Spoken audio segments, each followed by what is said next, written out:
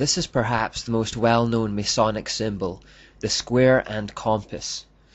Low-level Masons are told that the G stands for God or geometry, which the great architect used to design the universe, but the real hidden meaning is that it's representative of the sex act, as usual. The letter G stands for generation or generative power. Albert Pike writes in Morals and Dogma that sexual union could be represented by the letter G, the generative principle. This term generative principle is code for the sex act. Pike goes on to explain that the compass therefore is the hermetic symbol of the creative deity, and the square of the productive earth or universe.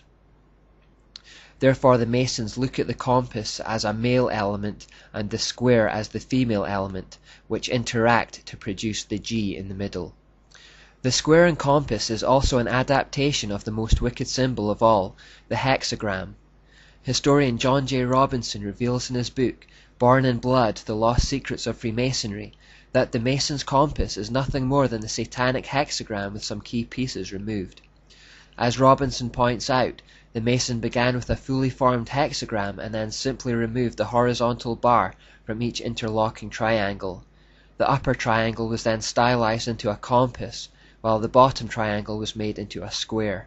Finally, he placed a G in the middle to represent the generative force of the male and female together. In this next example, we see they put a sun god in the middle instead of the G. The full hexagram is also used in Freemasonry. Masonic author Albert Mackey tells of the sexual connotation of this hexagram. The triangle pointing downward is a female symbol corresponding to the yoni, and the upward pointing triangle is the male, the lingam. When the two triangles are interlaced, it represents the union of the active and passive forces in nature. It represents the male and female elements. The upward-pointing male triangle is represented by light, and the downward-facing female triangle is dark. They interlock again with a sexual connotation. These symbols have many layers, and nothing is there without great thought and attention. The hexagram also represents the number of the beast, which is 666, because it has 6 points, 6 sides, and 6 angles. Notice also the T or Tau within this particular hexagram. T represents Tammuz, the product of the union between the sun god and moon goddess. The little circle on top of the T also turns this symbol into an Ankh cross. The Ankh in occultism is representative of the life-giving power of the sun. It's also worth highlighting that this male and female, light and dark duality concept has survived in the Eastern forms of the Babylonian religion, such as Buddhism. For example, we are probably very familiar with the yin and yang symbol here. In this symbol, the light side of course represents the male aspect and the dark side represents the female aspect. This again is a sexual symbol, and it's very commonly used in the world today.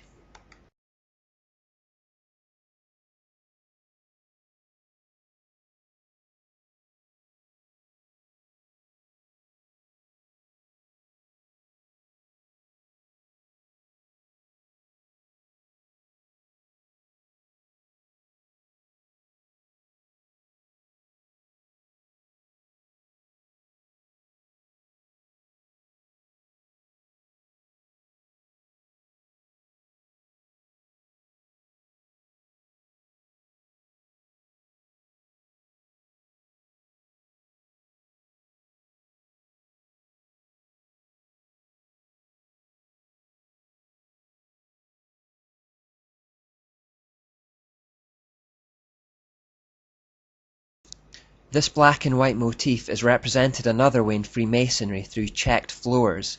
This is a suitable way of hiding its true meaning from the profane.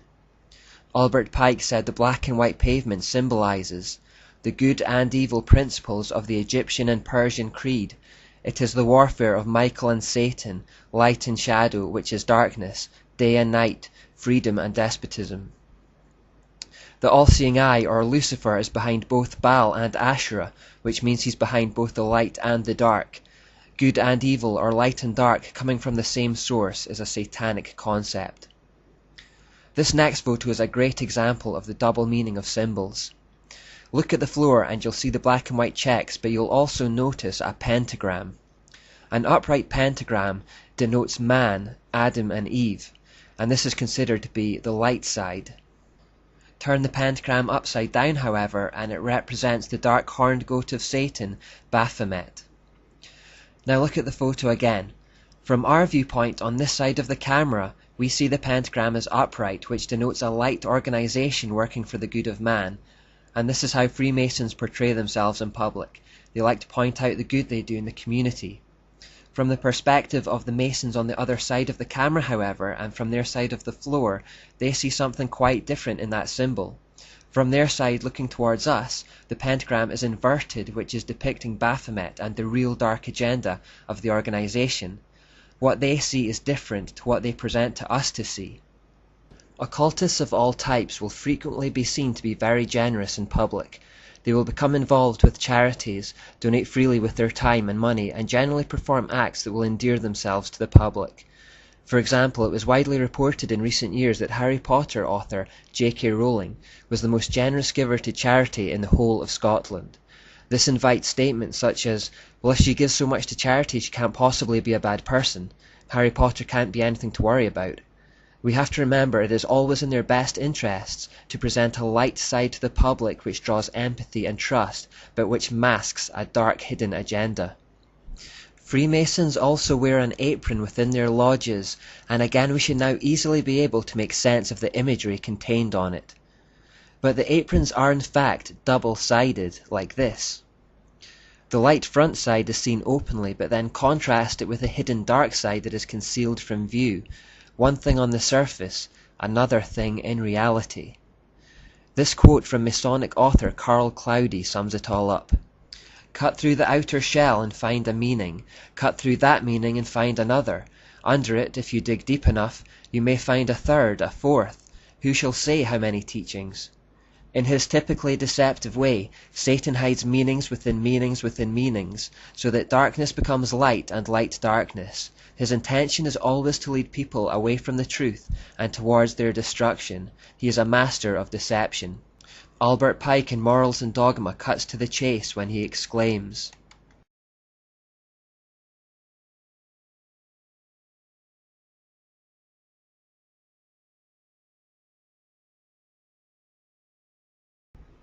This idea of seeking the light is an interesting one because it sounds vaguely Christian on the surface. When Masons talk about moving towards the light, however, they're talking about moving towards the so-called illuminating knowledge of Lucifer, which is in fact darkness. You may hear politicians using this leitmotif from time to time. Alice A. Bailey, one of the most prominent occultists of the 20th century, wrote in her book, The Externalization of the Hierarchy, "The Masonic fraternity is the home of the mysteries and the seat of the initiation. It is a far more occult organization than can be realized, and is intended to be the training school for the coming advanced occultists." She then goes on to say, "Every Masonic lodge is a temple of religion and its teaching instruction in religion. Masonry is the successor to the mysteries." It can't be made any clearer than that. Alice Bailey, incidentally, was one of the most influential New Agers of the 20th century. Indeed, she invented the term New Age, and wrote over 25 books by channeling from a demonic spirit guide. We'll find out more about her later in the United Nations section, but for now we only need to know that she knows what she's talking about when she talks about occult themes.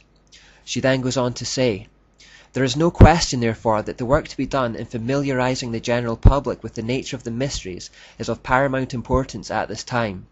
These mysteries will be restored to outer expression through the medium of the Church and the Masonic fraternity.